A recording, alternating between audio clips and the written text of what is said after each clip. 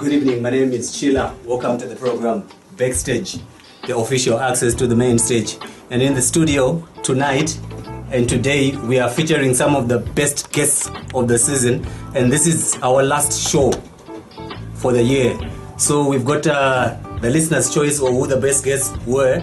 And in the studio with me, we've got Pauline Gundidza. We've got Popo in the studio, Pauline Gundidza. Welcome to the program, Backstage, the official access to the main stage. And also in the studio with us tonight, we've got Reno, we've got Alkanemo, we've got Munetsi, we've got Pro Beats, and we've got Richie Orange. These were our best guests for the season, and tonight, these are the ones that we are going to feature. Unfortunately, we were supposed to have an artist from Bluewayo by the name of Biko. I think he failed to make it. I don't know if he's in the studio. Was Biko in the studio? Biko's in the studio, baby. Welcome to the program, man. I thought you were going to be here at 8, so I didn't know if you were. I had to walk.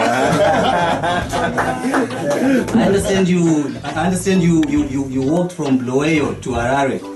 What was that? What was that about? That was about self-discovery, a challenge to myself. I'm gonna be 40 soon, so I needed something to say, hey, I need a lifetime achievement for myself, and also something that, if it's for myself, it also has to benefit some other people other than myself. So that's why I did this. You were in the papers recently. I haven't read the papers. I'm hearing, so I'm still here. He was walking. He was walking. But I saw, I read an article on you, you know, a protest march on the marginalization of Bluewayo hip hop and MCs. Yeah, tell us about that. Basically, I wanted to just get attention. So you know how we are. We are a young, free Zimbabwean generation. So we do things by any means necessary because we're a free country. And my expression walking here, Zimbabwe, is, for me, it's safe. Yeah, I can do what I want anytime in any town. I got love, and because that love, I just wanted to bring attention to the whole deteriorating industry that we have in the arts. Especially for the girls, right? You'll discover that, especially when you go to do a show, you come up late at night. There's no provision for transport. Your parents don't even know. There's no indemnity form signed up. Nobody takes responsibility for that. So I feel like, as artists, many artists are being exploited because the situations is. I'll speak for Bluewayo because I come from the, and you'll find that. People have been exploited to a point where youth are performing to just get beer, live performances. Sometimes you have to pay to perform in a show where somebody is raking up quite a lot of money and the beer sells and so forth. But for the girls, when they're walking out 3 in the evening, what are you going to perceive them as? You know? Yeah, exactly. So there's other things I want us to like bring out in the open, and as artists, producers, radio stations, we really say, how can we help? Because this is our country and that's the future right there. So what are we saying? What are we doing about it?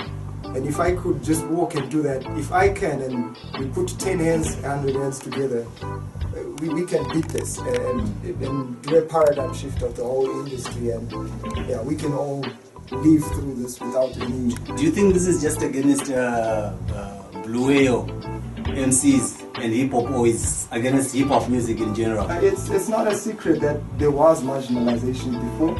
I've been in the industry for a long time, like 15 years. We've been through that, but I'm saying we've gone past that. I believe that we've come of age as a country in all aspects of the industry. So this is the time to say, guys, we've been through the worst, but we're through it together. And I feel like we can also prosper through it together. You know, we deserve to hold our hands together, because I want to celebrate culture. If it's Venda, Karanga, I want to hear a Karanga rapper, a Venda rapper. I want to hear all those aspects in a beat, because I produce music. Right. And I miss the languages. So we've got Ndebele, we've got Shona that are dominant. But I think we really need to go to the grassroots and find out what the Tonga guys can do. You know, where you put a soccer pitch in a school, put a studio. Why not? You know, let's have that initiative as artists to say, hey, okay, let's challenge FIFA. Let's go and put music in that capacity that we have a World Cup cipher or something, you know. let's think, blue ocean thinking. Let's not think in a box. We Zimbabweans, you know, we're the most intelligent people in the whole Africa. So I take pride of that because I'm one of them. I know that. Yeah. So do you feel you got enough support from ZiFM? I mean, hey, being here for me, you know, it's kind of like a hand reaching out to support. I applaud. I'm humbled by the way you guys received us with open arms. All we had here was just love, support, and I feel like I can do it again. But this time maybe we can come up together as artists and have something, a milestone. Because my vision is for people to look at Zimbabwe the way they're looking at American hip hop right now. Because we have that, we do have that, and we have it in our hearts.